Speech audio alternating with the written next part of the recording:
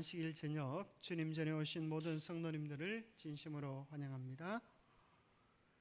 오늘은 말씀 향기 제17장 영과의 교통 두 번째 시간입니다. 하나님께서 에덴 동산에 딱 한 가지 계명을 두셨습니다. 그 한 가지만 지키면 나머지 모든 것들을 누릴 수 있었습니다.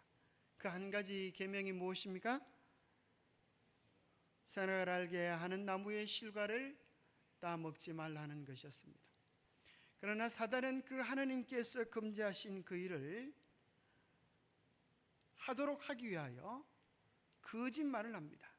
하나님은 선악을 알게 하는 나무의 실과를 따먹으면 죽으리라고 하셨는데 사단은 결코 죽지 아니하리라라는 거짓말을 통하여서 우리 인류를 죄짓게 하고 그럴 뿐 아니라 온 천하를 속이는 거짓말을 계속적으로 해오게 되었습니다.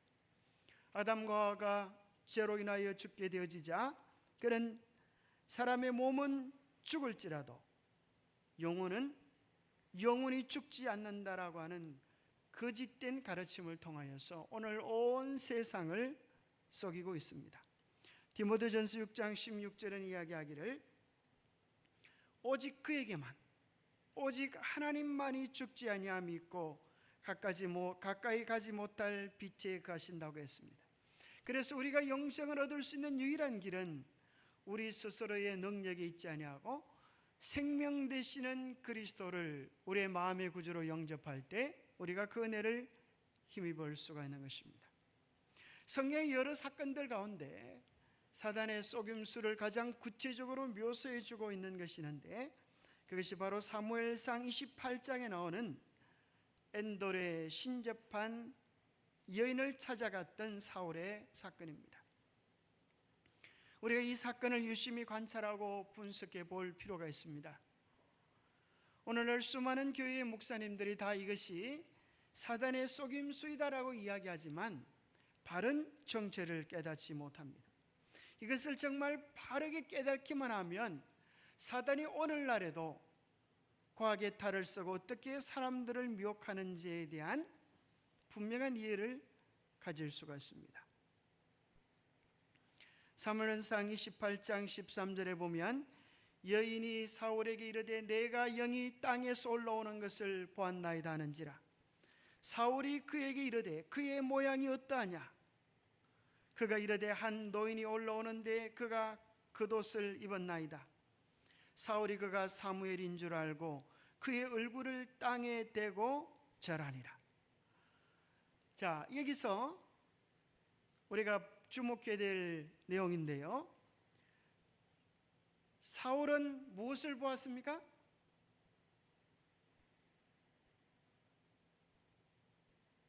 사울은 뭘 보았죠?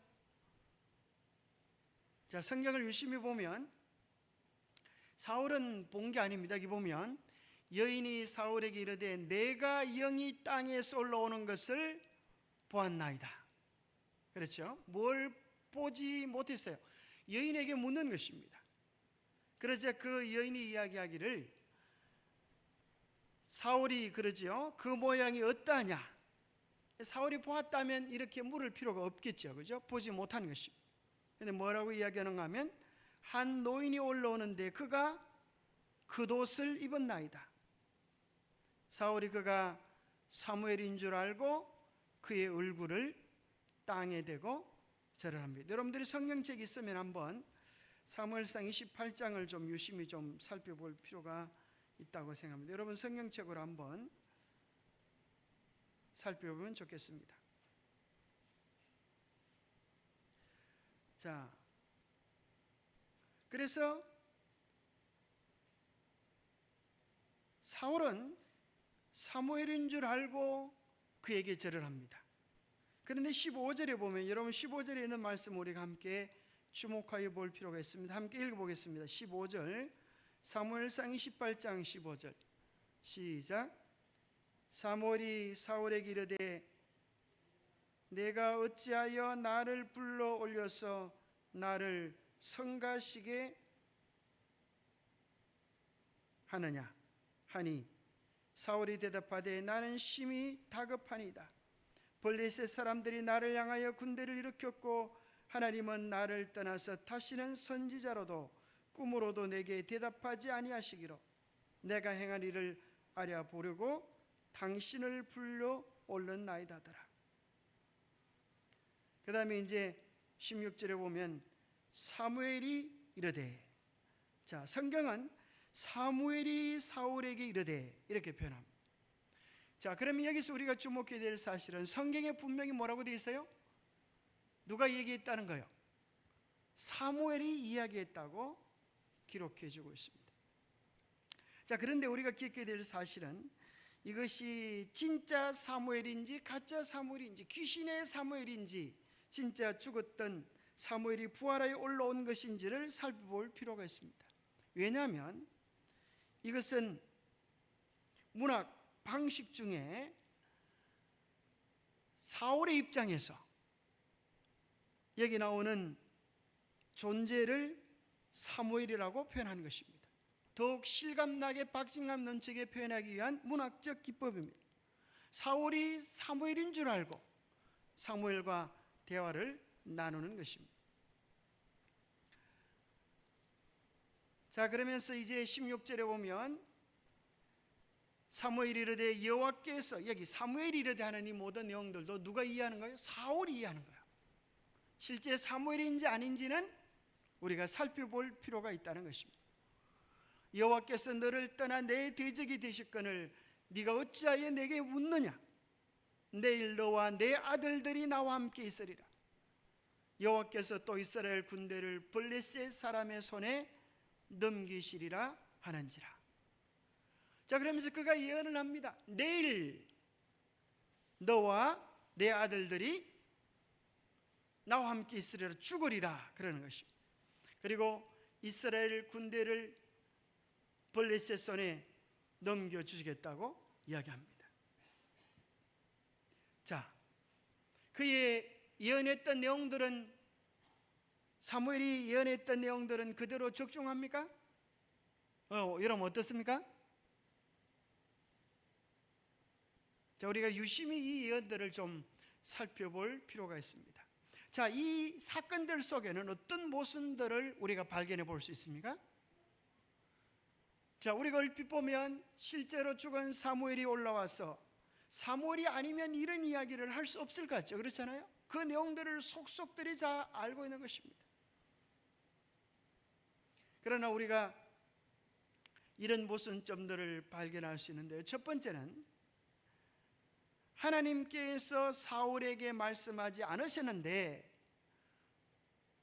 죽은 사무엘을 불러 올리켜서 말하게 하실 수가 없다는 거예요. 왜요? 자, 하나님께서 직접 만나 주시지 않았는데, 하나님과 만난 일이 불가능한데 누구를 통하여? 귀신을 통하여 하나님과 만나려고 하는 것 자체가 첫 번째 모순이에요. 여러분, 하나님의 뜻을 귀신을 통하여 알 수가 있겠습니까? 여러분들이 무당을 통하여서 하나님의 뜻을 알 수 있겠습니까? 물론 개중에는 그런 수도 있어요. 그러나 전적으로 신뢰할 수 있는 것은 아닌 것입니다. 두 번째는 사무엘이 올라올 때에 이제 어떤 형체 같은 것이 나타나는지 모르겠습니다. 사울이 그에게 엎드려 경배합니다. 그런데 사무엘은 단 한 번도 사울의 경배를 받은 적이 없습니다. 그리고 세 번째는 죽은 사람의 영이 나타나서 말한다고 하는 것은 성경의 가르침과 다른 것입니다. 자, 네 번째는 내일 죽으리라고 하는 예언이 맞았을까요? 맞지 않았을까요? 어찌 보면 맞은 것 같죠? 그 다음날 블레셋과의 전쟁에서 누가 죽어요? 사울이 죽었습니까? 사울이 죽었습니다. 자, 그런데 이 말씀을 유심히 살펴볼 필요가 있어요. 자, 뭐라고 이야기하는가 하면 어떤 말씀인가 하면 여호와께서 너와 이스라엘을 블레셋 손에 넘기겠다, 그렇게 이야기를 했는데, 사울이 어떻게 죽어요? 자살하는 거로 끝마치. 블레셋이 그를 죽이는 게 아니에요. 그리고 사울의 아들들이 다 죽은 게 아닙니다. 사무엘상 31장에 보면 블레셋 사람들이 사울과 그의 아들들을 죽여가여 사울의 아들 요나단과 아비나답과 말기수아를 죽이는데, 그 가운데 사울의 아들 중에 이스보셋이라고 하는 아들이 있습니다. 그래서 이스보셋이 사무엘하 2장 8절 9절에 보면 이스라엘의 왕으로 등극하는 일이 일어납니다. 다윗은 무슨 왕이고요? 다윗은 유다 왕으로서 등극을 하고 그와 반하여서 이스보셋 사울의 아들은 살아남아서 이스라엘의 왕이 되어지는 일이 나옵니다. 그러니까 얼핏 보면 예언들이 다 적중되는 것 같은데 자세히 보면 틀렸다는 거예요. 사울은 블레셋 손에 의하여 넘겨지는 것이 아니라 자살하는 것으로 맞춰지고, 또 사울의 아들들이 다 죽은 것이 아니라 이스보셋이 살아남았고, 그리고 사실은 가장 결정적인 내용은 이 내용입니다. 우리의 관심을 모아야 되는 내용은 사무엘상 28장 6절 7절에 보면 이 내용이 반복되는데, 사울이 왜 엔돌의 신접한 여인을 찾았는가 하는 사울의 핑계입니다. 사울이 여호와께 묻자오되 여호와께서 꿈으로도 우림으로도 선지자로도 그에게 대답하지 아니하시므로 사울이 그의 신하들에게 이르되 나를 위하여 신접한 여인을 찾으라. 자, 사울은 핑계거리가 있었습니다. 하나님께서 나에게 대답하지 아니하시므로 내가 뭐 하겠다? 신접한 여인을 찾겠다. 여러분, 그의 말이 합리성이 있습니까? 어떻게 생각하십니까? 하나님께서 그를 만나 주시지 않았다고 해서 그는 귀신을 통하여 하나님과 만나려고 시도한 것은 정상적인 일일까요? 그런데 더 놀라운 것은 같은 사건을 역대상 10장 13절 14절에 보면 이렇게 설명합니다. 사울이 죽은 것은 여호와께 범죄하였기 때문이라. 그가 여호와의 말씀을 지키지 아니하고 또 신접한 자에게 가르치기를 정하고 여호와께 뭐하지 아니했어요? 묻지 아니하였으므로 여호와께서 그를 죽이시고 그 나라를 이새의 아들 다윗에게 넘겨주셨다. 그렇게 기록합니다.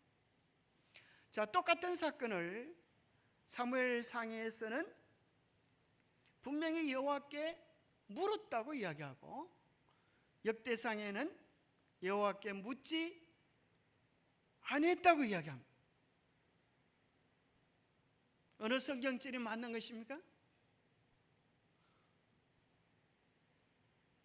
이 성경이 두 가지가 충돌되어질 때 우리는 뭐 해야 됩니까?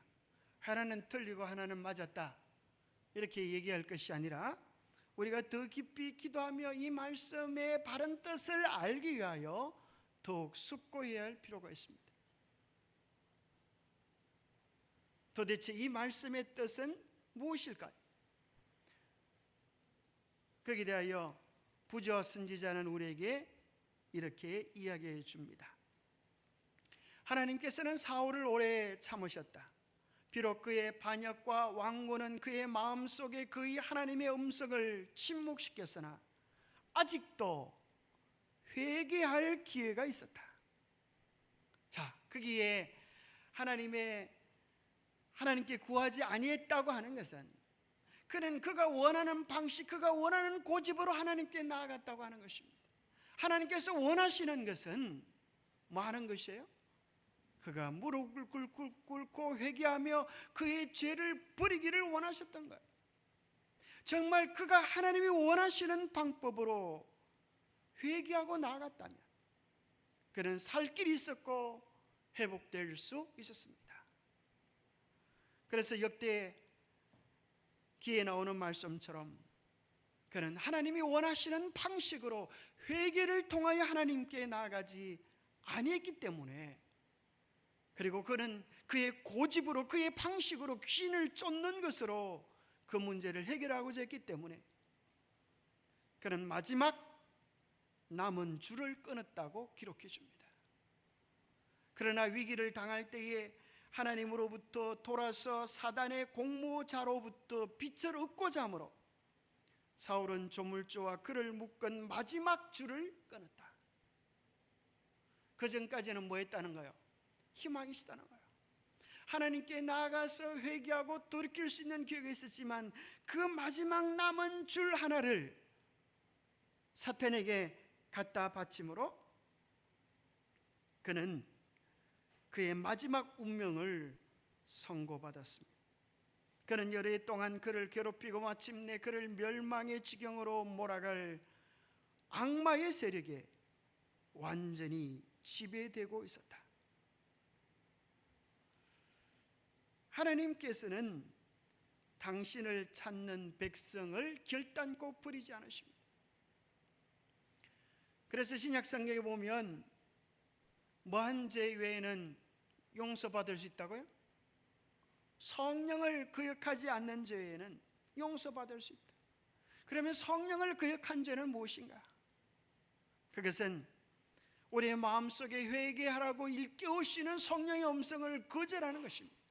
하나님께 회개하지 아니하고 하나님께 나아가지 않았는데 어떻게 용서받을 수 있겠습니까?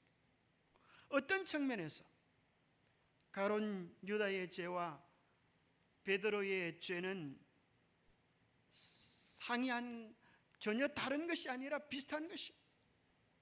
어쩌면 크기가 베드로가 더 크다고 말할 수도 있습니다.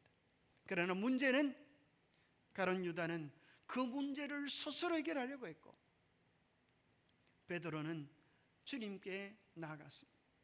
마치 사울의 죄와 다윗의 죄의 크기를 가늠한다면 다윗이 지은 죄를 결코 사울의 죄보다 작다 할 수 없습니다. 그러나 문제는 사울은 귀신을 쫓아가서 그의 문제를 해결하려고 했고 다윗은 하나님께 매달려 의지함으로 그 문제를 해결하려고 한 것입니다.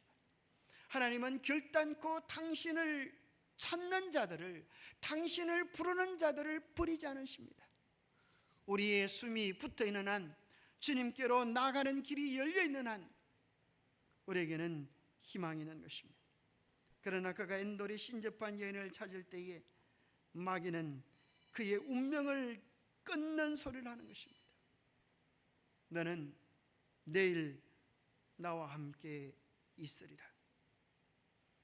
마지막 운명의 선고를 듣고 사무엘상 28장 20절에 보면 사울이 갑자기 땅에 완전히 엎드려지니 이는 사무엘이 말로 말미암아 심히 두려워하며 또 그의 기력이 다하였으니 이는 그가 하루 밤낮을 음식을 먹지 못하였음이니라.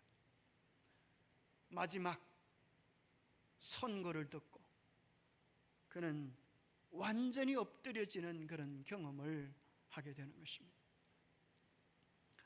하나님의 경고는 분명합니다. 레위기 19장 31절에 보면 신접한 자와 박수를 믿지 말라, 그들을 추종하여 스스로 더럽히지 말라. 레위기 10장 27절에 보면 남자나 여자가 신접하거나 박수가 되거든 반드시 죽일지니 곧 돌로 그를 치라. 성경에 분명히 언급되어 있습니다. 그리고 사실은 일반 많은 기독교 신학자들도 목사들도 신자들도 성경을 깊이 연구하면서 이것이 사단의 속임수라고 알고 있습니다. 그런데 어디까지는 나가지 못하는가 하면 영혼 불멸설이 사단의 속임수고 오늘도 이와 같은 속임을 가지고 있다고 하는 것에 대하여는 나가지 못하는 것입니다. 이 강신술의 실체가 오늘날 이 세상을 다 속이고 있는 것을 받아들이지 못하고 오늘날 많은 사람들이 죽으면 천당, 지옥을 바로 논하는 이유들이 사무엘상 28장의 사건을 바르게 분별하지 못하기 때문입니다. 이것을 정말 똑바로 분별한다면 오늘날에도 존재하는 귀신의 속임수라고 하는 사실을 확인할 수 있게 되는 것입니다. 이사야 8장 19절에도 말씀합니다. 혹이 너희에게 구하기를 지질거리며 속살거리는 신접한 자와 마술사에게 물으라거든 백성이 자기 하나님께 구할 것이 아니냐 산자를 위하여 죽은 자에게 구하겠느냐. 이것이 성경 전체에 나오는 일관된 가르침입니다.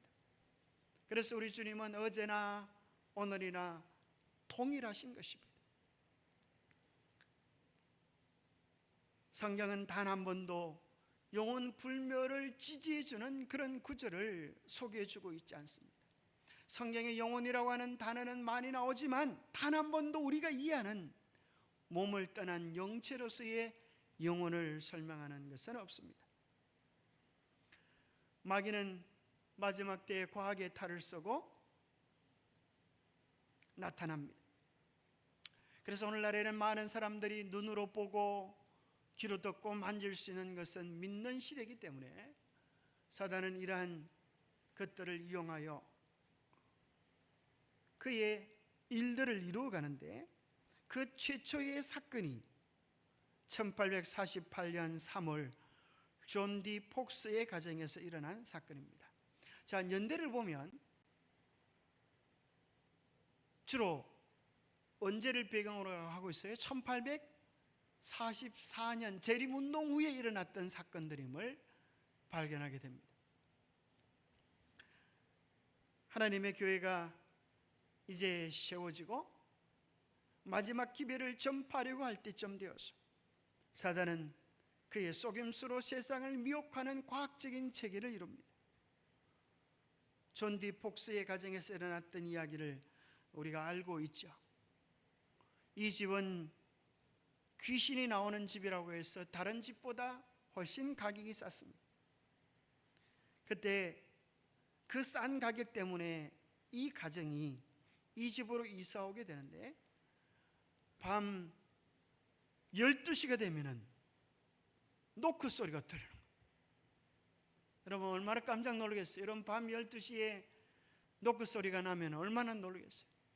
문을 열어주겠습니까? 깜짝 놀랄 만한데 이 두 딸이 간땡이가 부었어요. 마가렛과 케이트라고 하는 이 두 딸이 이런 말을 합니다. 만일 네가 귀신이면 노크를 두 번 똑똑하고 사람이면 나와라 그렇게 고함을 칩니다. 그런데 노크 소리가 두 번 똑똑하는 것이죠.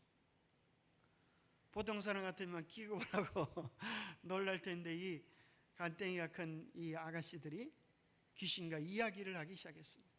네가 왜 우리 집에 나왔느냐? 그렇게 물으니까 얘가 뭐라 그러는가 하면은 뭐라 그래? 원래 내가 이 집에 살던 사람인데 아무개가 나를 죽였다. 그리고 내 시신은 이 집 지하 실에 매장돼 있다고. 그런 얘기를 하는 것입니다.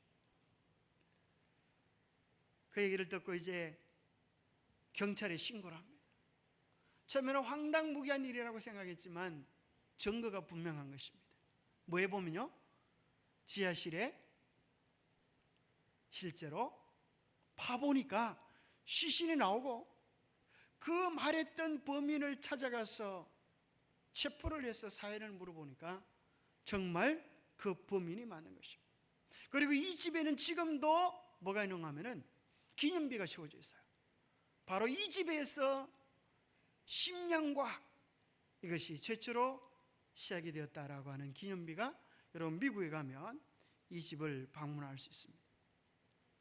그래서 1848년 3월에 존 디 폭스의 가정에서 시작된 이런 일이 1882년 심령연구협회, 1893년 미국 심령술협회 이런 것들을 통하여 점점점 과학의 탈을 쓰고 나타납니다. 그리고 이 두 딸은 계속적으로 영매의 역할을 하면서 죽은 자를 불러내는 일들을 하게 됩니다. 그리고 이때부터 뭐 하게 되는가 하면 사람이 죽었다 깨어난 사람들의 이야기들을 모집합니다. 죽었다 깨어난 사람들을 뭐라 그래요? 무슨 현상이라 그래요? 그런 사람들 이야기를 쭉 수집해가지고 사람이 죽으면 어떻게 되는가에 대한 마치 과학적인 얘기들 같은 그런 자료들을 만들게 됩니다. 그러나 그것은 다 하나 같은 사단의 속임수입니다. 사탄 마귀는 오늘날 강신수를 통하여서 마지막 사람들을 미혹하는데, 마지막 시대에 사단의 가장 강력한 두 가지 속임수가 있는데 그게 뭐죠? 두 가지가 뭡니까? 첫 번째는 영혼 불멸설, 두 번째는 일월 신성설. 이 두 가지를 여러분 다 외우셔야 돼요. 영혼 불멸설을 통하여 세상을 하나로 미혹하고, 일월 신성설을 통하여 마귀가 그 예배를 받으려고 하는 것입니다. 그런데 신기한 것은 영혼 불멸설을 믿는 사람들이 많습니까? 많아요. 천주교회, 일반 기독교회, 또 무당들, 그죠? 강신술사들, 영매들, 온 세상이 그러한 사실을 믿습니다. 누구 외에는요? 성경을 믿음의 기초로 받아들이는 절대적인 신뢰를 두는 사람들 외에는 그걸 믿습니다. 그리고 신기한 것은 일반 개신교 신학자들 가운데도 성경을 바로 믿는 많은 사람들은 이것을 영혼 불멸을 믿지 않습니다. 에스겔 18장 4절은 분명히 이야기합니다. 범죄하는 그 영혼은 죽으리라. 영혼은 불멸은 하나님께만 있다고 성경은 이야기해 줍니다.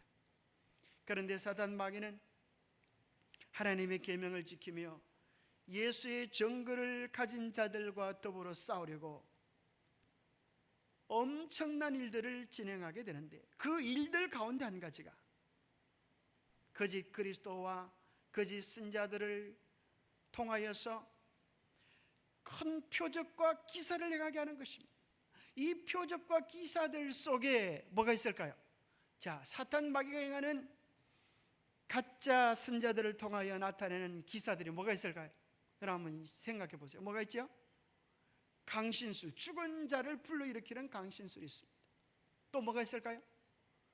귀신을 쫓아내는 퇴마행위. 여러분 들어보시죠. 퇴마술, 그리고 퇴마사, 그러죠? 또 뭐가 있을까요? 죽은 귀신의 힘을 통하여 병을 낫는 신유의 은사들, 이런 것들이 있습니다. 그 다음에 방언의 은사들, 마치 사람의 눈앞에서 마치 신적인 능력을 나타내는 것처럼 보이는 그런 현상들이 우리 눈앞에 절비하게 나타납니다. 고린도후서 11장 4절에 보면 사단도 자기를 뭘로요? 광명의 천사로 가장할 수 있다. 천사의 모습으로 나타날 수 있다. 예수님께서 마태복음 4장에 시험 받을 때 사탄 마귀가 마귀의 모습으로 나타납니까? 천사의 모습으로 나타나서 예수님을 위하여 온 것처럼 그렇게 예수님을 시험하는 것입니다. 디모데후서 4장 1절에 보면 후일에 어떤 사람들이 믿음에서 떠나 미혹해 하는 영과 귀신의 가르침을 쫓으리라. 이런 일들이 마지막 때 강력하게 일어날 것을 이야기합니다. 그 가운데 한 가지가, 이제 우리는 역사적인 사건을 주목할 필요가 있습니다. 소련을 붕괴시켰던 일은 누구와 누가 협력해서 이루어졌죠? 교황과 레이건이. 자, 우리가 이걸 주목할 필요가 있습니다. 타임지에도 그것이 보도가 되어졌었는데요, 이것을 거룩한 동맹, 거룩한 연합이다. 그들은 6주 간격으로 둘 다 총을 맞고 살아납니다. 그리고 그들은 그들을 살려주신 데 대한 하나님의 특별한 섭리가 있을 것인데 그것이 무엇인가? 그것이 바로 소련의 분결화라고 생각합니다. 그러나 신기한 것은 이것이 조작극이라고 하는 것입니다. 총을 쏘도록 지시했던 이 암살범이 사실은 알고 보니까 뭐였어요? 교황청에서 돈을 주고 요청을 했다고 하는 사실이 조선일보에서 밝혔습니다. 자, 그럼 이제 여러분에게 한번 질문을 드립니다. 도대체 이 엄청난 계획, 소련을 무너뜨리고 붕괴시키는 이 엄청난 계획을 가장 먼저 구상한 존재는 누구인가? 누가 있을까요? 예? 누가 있을까요? 자, 레이건과 교황이 만나가지고 그 전략을 짰잖아요, 그죠? 그런데 사실은 교황이 먼저 짠 거죠, 그죠? 왜 그런가 하면 둘 다 총을 쏘도록 지시했으니까. 그런데 사실은 교황보다도 더 앞선 자가 있다는 거예요. 여러분들이 이걸 좀 주목할 필요가 있어요. 교황도 누군가의 지시를 받고 있다는 거예요. 그 지시받은 자가 누구일까요? 자, 이걸 우리가 오늘 관심을 가지고 봐야 합니다. 자, 여기 보면 이게 고르비 칼럼, 교황이 동구 역사를 바꿨다, 공산주의를 몰락시키자 비밀제의 역사적 사건이라는 거예요. 그런데 오늘 우리의 관심을 모으는 것은 이것입니다. 교황이 총을 맞은 날이 1981년 5월 13일, 요한 바오로 2세가 터키 청년 메흐메트 알리 아자의 흉탄을 맞아 심각한 상처를 입었다. 이때 교황은 성베드로 광장에서 일반 아련을 하던 중이었다. 서둘러 그는 경호의 호의를 받으며 게밀리 병원으로 옮겨졌다. 다행히 총알이 교황의 심장을 1mm 차이로 비껴간 덕분에 대동맥과 척추를 다치지 않은 교황은 6시간의 대수술 끝에 목숨을 부지할 수 있었다. 자, 이것은 이제 이미 알려진 것인데, 자, 많은 사람들이 간과하는 이것이에요. 이것은 누구의 전략인가? 짜자자잔. 자, 여러분 관심을 좀 쏟으시기 바랍니다. 자, 이게 누구의 전략인가 하면 바로 이것입니다. 1917년 5월 13일. 자, 날짜가 같죠? 5월 13일, 그죠? 5월 13일. 그래서 그 날을 무슨 날이라고 하는가 하면 마리아의 날이라고 정합니다. 마리아의. 그래서 마리아가 포르투갈 파티마에서 나타납니다. 그리고 새 아이에게 나타나서 세상에 일어날 일들을 이야기하는데, 그 가운데 한 가지가 교황 요한 바오로 2세에 대한 암살 기도가 있을 것을 이야기하는 것이죠. 참 놀랍잖아요. 잠깐 영상을 좀 보겠습니다. 가톨릭 신문에서.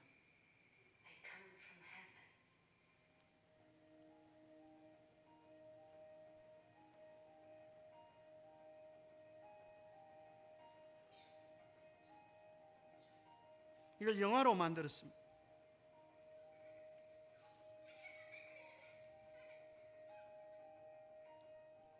아주 정말 순수하고 철없는 아이들에게 가장 아름답고 매력적인 여인의 모습으로 성모 마리아가 나타납니다.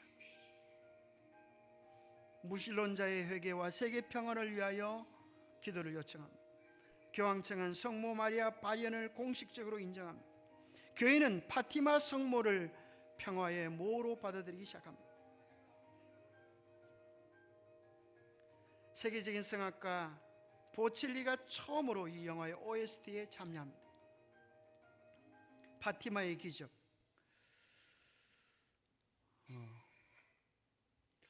자, 그럼 이제 실제로 우리가 깜짝 놀랄 것은 뭐가 놀랄 것인가 하면 계시록 13장에 보면 용이 짐승에게 권세를 주므로 이런 일이 일어난다는 거예요.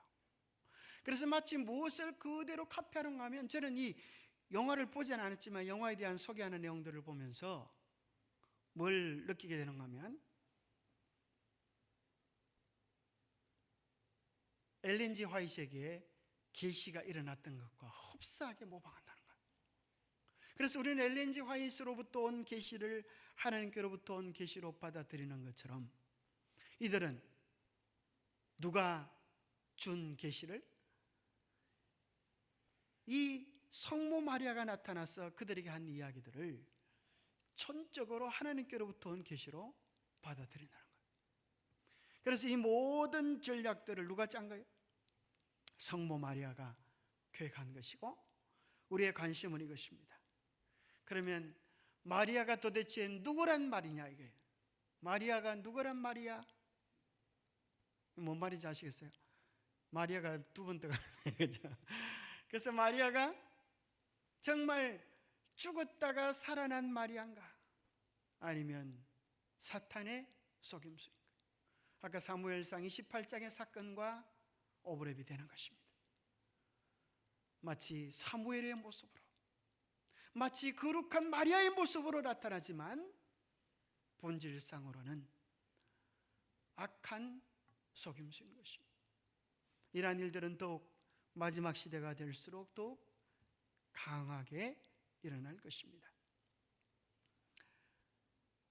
무당 뒤에 사탄처럼 과연 사탄의 전략인가?